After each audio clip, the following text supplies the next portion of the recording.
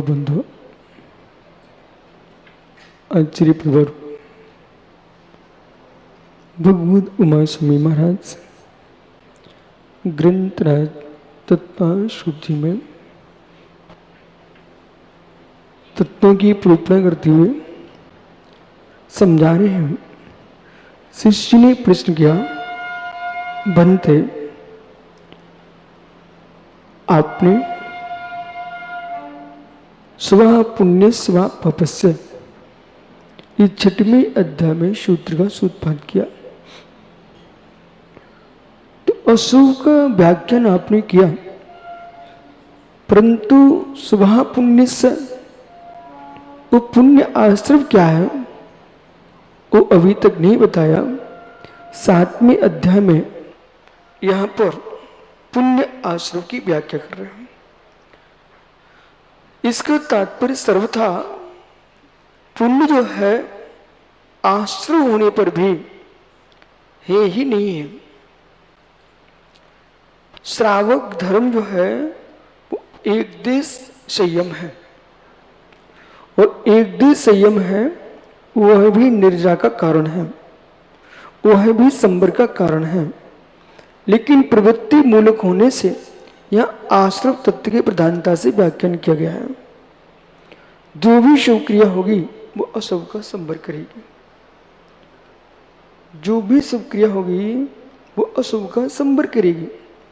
इसलिए अशुभ का जो संबर है वो शुभ क्रिया के माध्यम से होगा, शुभ आश्रय कारण होगा, अशुभ का संबर। और जहां अशुभ का संबर होगा तो पूर्व बुद्धि की निर्जा भी होगी। इसलिए देश संयम भी एक देश मोक्ष मार्ग है। तो जो एक देश मोक्ष मार्ग है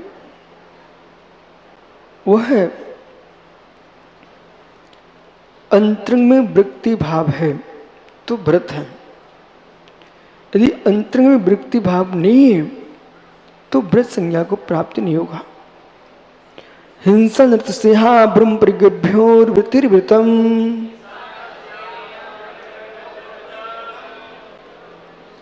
हिंसा, झूठ, चोरी, कुशील परिग्रह, ये 5 पाप हैं। इन 5 पापों को नहीं करना ये व्रत नहीं है। इन 5 पापों को नहीं करना ये व्रत नहीं है। इन 5 पापों को वृत्ति पूर्वक नहीं करना इसका नाम व्रत है। कोई व्यक्ति अस्वस्थ हो गया, बीमार है, वह किसी जीव का विघात नहीं कर रहा, ब्रह्मचर्य अब्रह्म का सेवन नहीं कर रहा है, किसी की चोरी नहीं कर रहा है, बहुत परिग्रह भी नहीं जोड़ पा रहा है, तो क्या वृत्ति हो गया? वो वृत्ति संज्ञा को प्राप्त नहीं होता।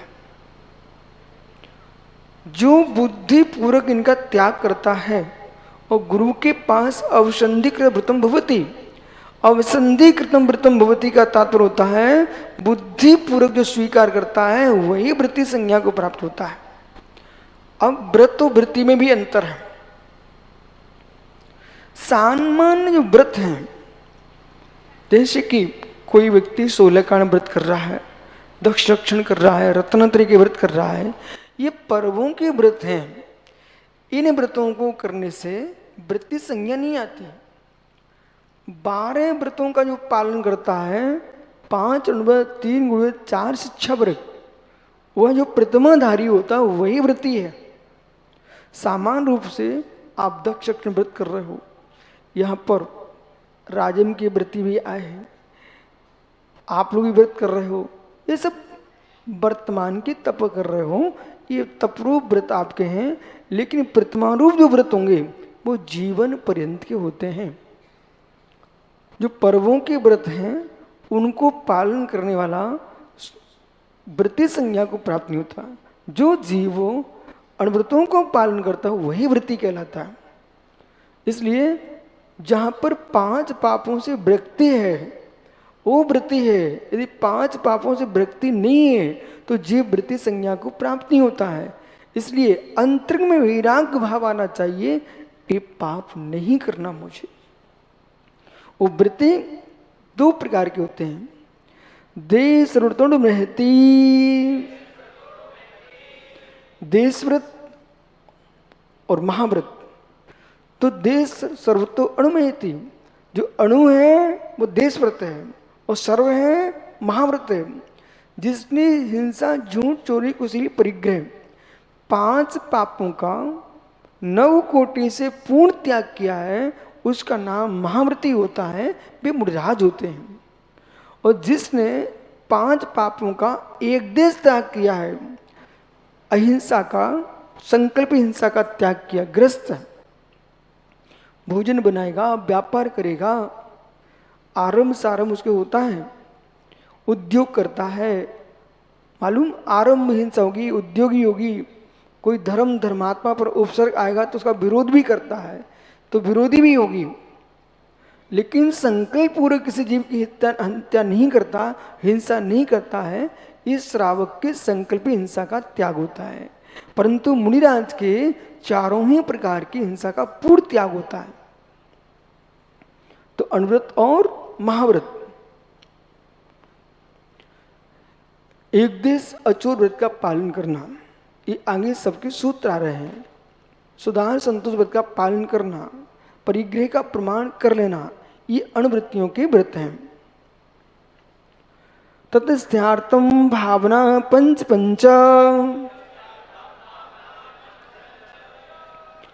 अब यहां पर समझा रहे हैं, जो आपने व्रतों को स्वीकार किया है, अणुव्रत और महाव्रत, इन दोनों ही व्रतों की रक्षा के लिए 5 भावना है। भगवती आराधना में ये मुनिराजों के लिए 5 भावना लिखी हुई है, यहाँ पर श्रावकों की लिखी है। मतलब दोनों, इन भावनाओं में दोनों में कोई अंतर नहीं है। अपने व्रतों को स्थिर रखने के लिए 5 भावनाओं का पालन करना चाहिए। अब 5 भावनाओं में पहला व्रत है अहिंसा। अहिंसा व्रत की 5 भावना है। बांग मनोगुप्तीर्या दान निक्षेपण समित्या लोकित पान भोजनानि पंच।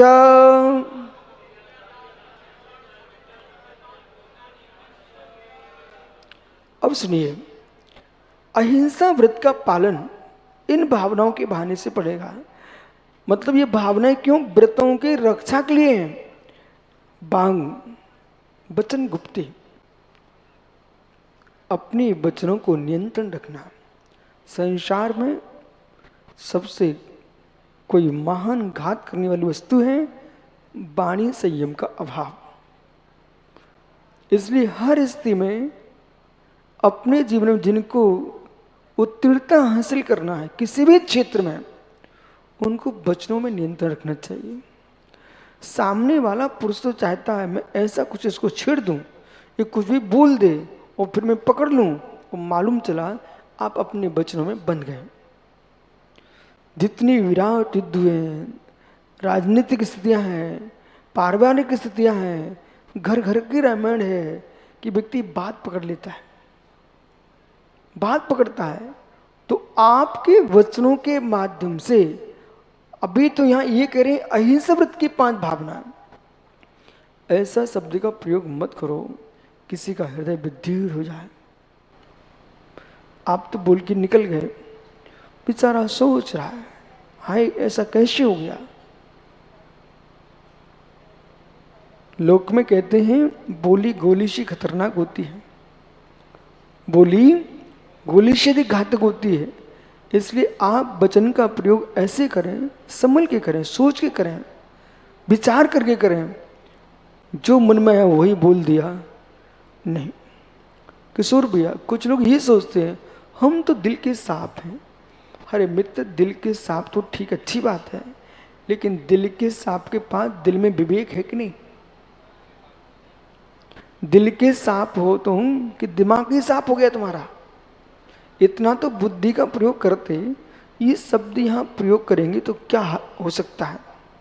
इससे हमारा भी उपहास हो सकता है, दूसरे के प्राण जा सकते हैं, किसी के चारित्र में दोष लग सकता है, किसी के बहुत बड़ी हत्या हो सकती है। तो व्यक्ति को वचन बोलते समय ये ध्यान रखना चाहिए। इसलिए अहिंसा व्रत की भावनाओं में सबसे पहले वचन को रखा, बांग बांग।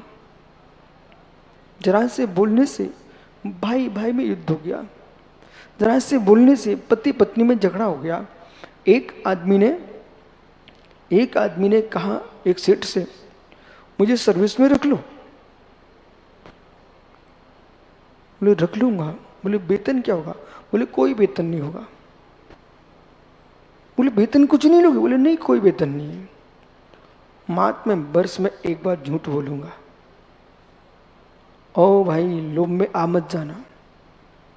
वो सेठ सोचता एक दिन झूठ ही तो बोलेगा, साल भर तो काम करेगा।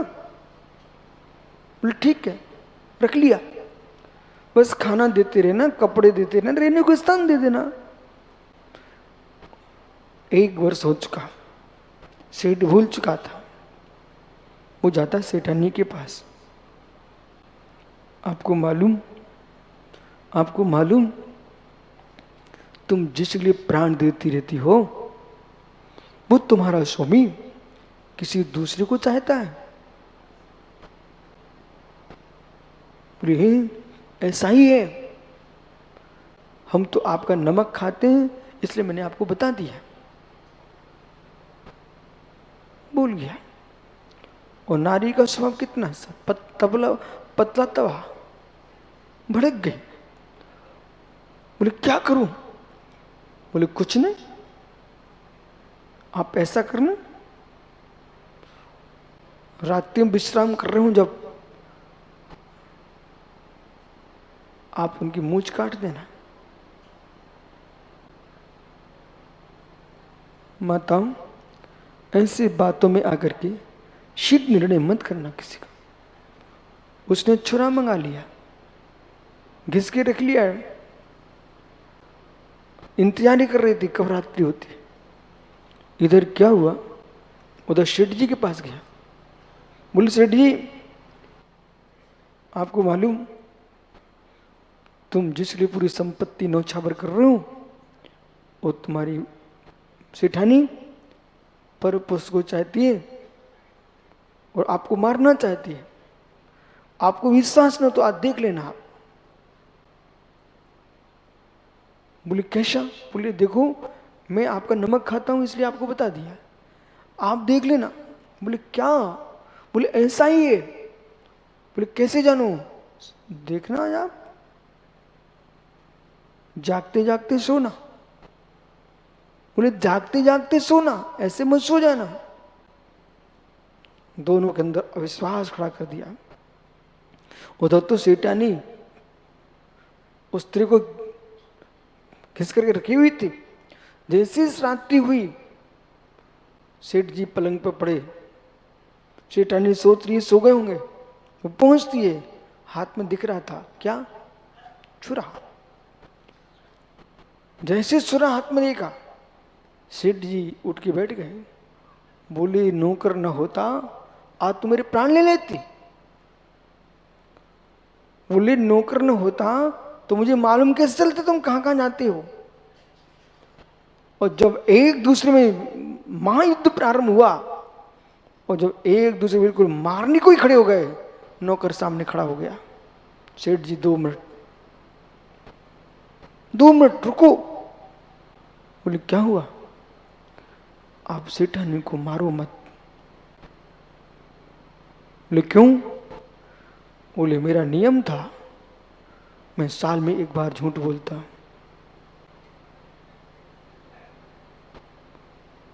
सेठ सेठानी दोनों एक दूसरे का चेहरा नहीं देख पा रहे। सेठ जी कहते भाई तो कितना वेतन चाहिए तो अपना वेतन लेके यहां से पलायन कर जा। बोले एक दिन के झूठ में हम लोगों का जीवन भर का प्रीति तूने एक क्षण मात्र में विलीन कर दी। इसलिए मित्र,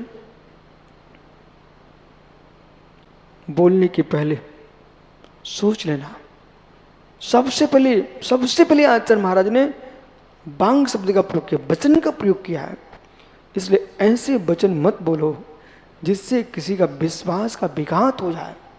ऐसे वचन मत बोलो किसी के प्रेम का नाश हो जाए। ऐसे वचन मत बोलो जिससे प्राणों का वियोग हो जाए। यानी यूं करुणा यदि आपके अंदर है, दया आपके अंदर है, तो धन्य जिन शासन को, जिसने वाचनिक अहिंसा के पालन करने के लिए आपको कितना प्रेरित किया है कि जैसे शारीरिक अहिंसा का पालन करना चाहिए, ऐसे वाचनिक अहिंसा का पालन करना चाहिए। अशुभ वचन नहीं बोलना।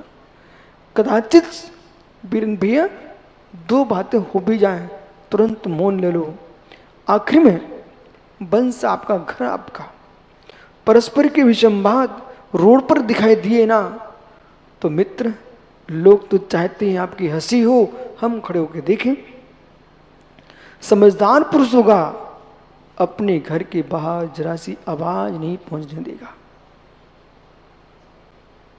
इसलिए भांग, मनोगुप्ती, मन में अशुभ विचार नहीं लाना। जो बोल नहीं पाते वो मन में सोचते रहते हैं, वे घुट घुट करके उन्मत्त हो जाते हैं। आज देश में नहीं, विश्व में सर्वाधिक आत्महत्याओं की संख्या बढ़ रही है। वो आत्महत्या की संख्या बढ़ने का कारण ये है मानसिक पीड़ा। मानसिक पीड़ा, इधर मैं माताओं से भी कहता हूं, आप लोगों से भी कहता हूं, भाई कोई भी व्यक्ति, घर का सदस्य जो तुमको चाहता है वो मार तो नहीं सकता। अब मेरे शब्द को सुनिए, जो तुमको चाहता है वो मार भी नहीं सकता। फिर ये होता क्यों है? होता ये है, लोग अति पे उतर आते हैं। अति पे उतर आते हैं तो आदमी सहन नहीं कर पा रहा है, वो क्षोभम नहीं बचा सहन शक्ति का। अति पे कैसे? माना कि एक जगह मैंने झगड़ा देखा, एक चम्मच पर, हिस्सा बांट में एक चम्मच इधर उधर हो रही थी, उस पर ही झगड़ा हो गया।